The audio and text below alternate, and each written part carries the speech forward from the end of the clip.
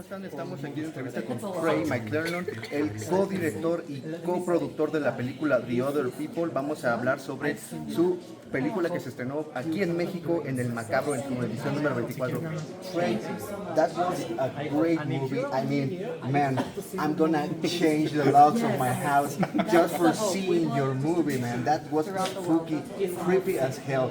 And I want to congratulate you because not so many people manage to turn out grief and pain, personal pain, into something that you can share with the world, something creative. So congratulations for that. Thank you so much. Thank you. I really appreciate it. No, man, thank you. And I want to ask you, violence in this movie and the darkness is something that is haunting all the time. It's haunting you constantly. But you and your brother just managed to turn all that violence and all the darkness into something that kind of is not, has no need for bloody scenes. Just you didn't have to use a lot of blood or a lot of sharp objects to accomplish something that dark and violent. How did you both came out with that? Well, with this, we have, our attackers want to stay hidden. Yeah. And so if they make a big bloody mess, it's kind of hard to stay hidden. Suspicious. And so the more that they can make it mysterious, the more that they can make it, where it's like, well, why did this person, did they fall? Did they, if it seems like that there's not a motivation, there's not a fight, then it's easier for them to stay behind the scenes. Yeah, because they want to stay in the darkness. Like That's right. Anonymous, right? That's right. Yeah, man, that makes total sense. And other thing I wanted to ask you is, well, you mentioned that this kind of scenario happens a lot around the world. And that you have been seeing in the news that is constantly reporting this kind of stuff. Here in Mexico, we have not that as much as in the U.S., but we definitely have like some issues and stuff like that maybe can compare in the levels of creepiness. But in the U.S., do you think that this is a constant fear for people, just average people? Not yet. Not yet. When they see the movie, then hopefully it will be. Because I mean, if that's true, like what you said before, that it is constantly happening, I mean, I would be just terrified all the time in my own house.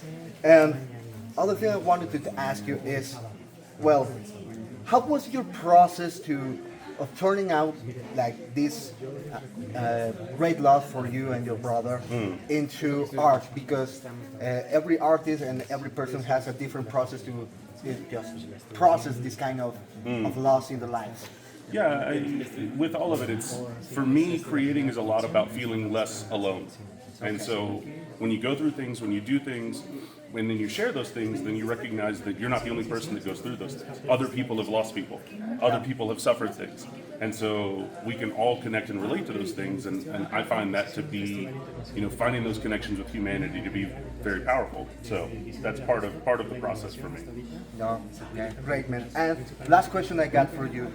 These families seem like very tight, and it was composed for several pieces that at the beginning you maybe can say that they don't fit like 100%, but with time the relationships just get stronger and stronger, and just seeing them being torn apart, but someone outside that dynamic, it's brutal, man. It's brutal.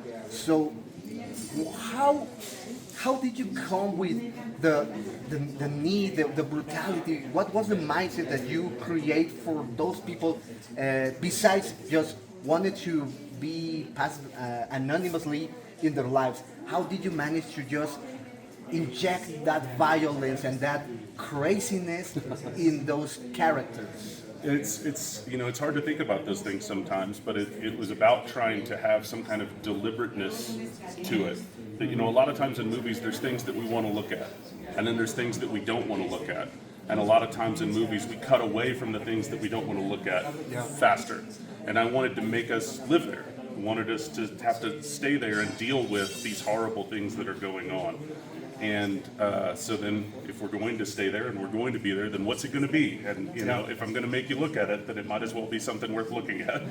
Yeah, man, and it is worth looking at, man. And Frey, those are all the questions I got for you. Again, congratulations to you and to all the crew, your brother, every people involved in this project, because it's an amazing movie.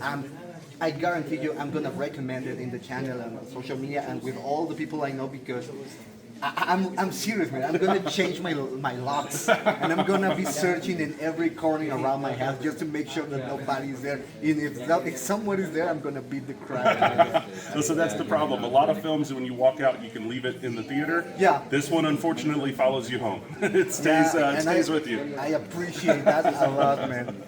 Haters, es lo que tenemos aquí en la entrevista con Trey, productor y co-escritor de la película The Other People. Estén pendientes porque va a salir en su edición física y probablemente también se llegue a estrenar en cines. Trey, thanks a lot and congratulations again. Thank you so much. Hey, Rachel, do you know how my mama died? Yes, honey, I do. Okay, just checking. Do you want to talk about it? No. Hey, kiddo. It's time for bed. I want to play with Eric. No more Eric tonight, okay? Is it really so bad that she has an imaginary friend? A healthy imagination is one thing, but right now, she needs a parent, not a buddy. I just don't want to lose her down the rabbit hole. You okay, sweetheart? Yep, I'm fine. Are you okay? You look really tired.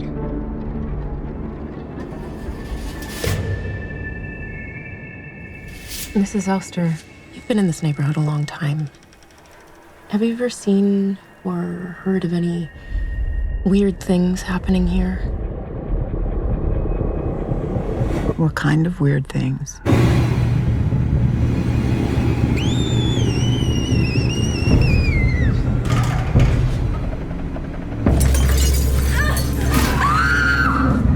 Bad dreams and imaginary boys aren't real, Abby. You need to grow up and forget this nonsense.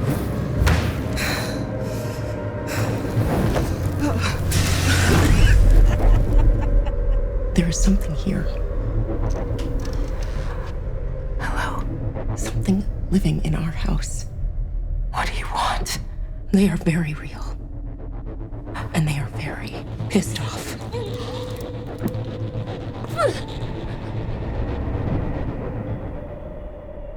Good night, Eric.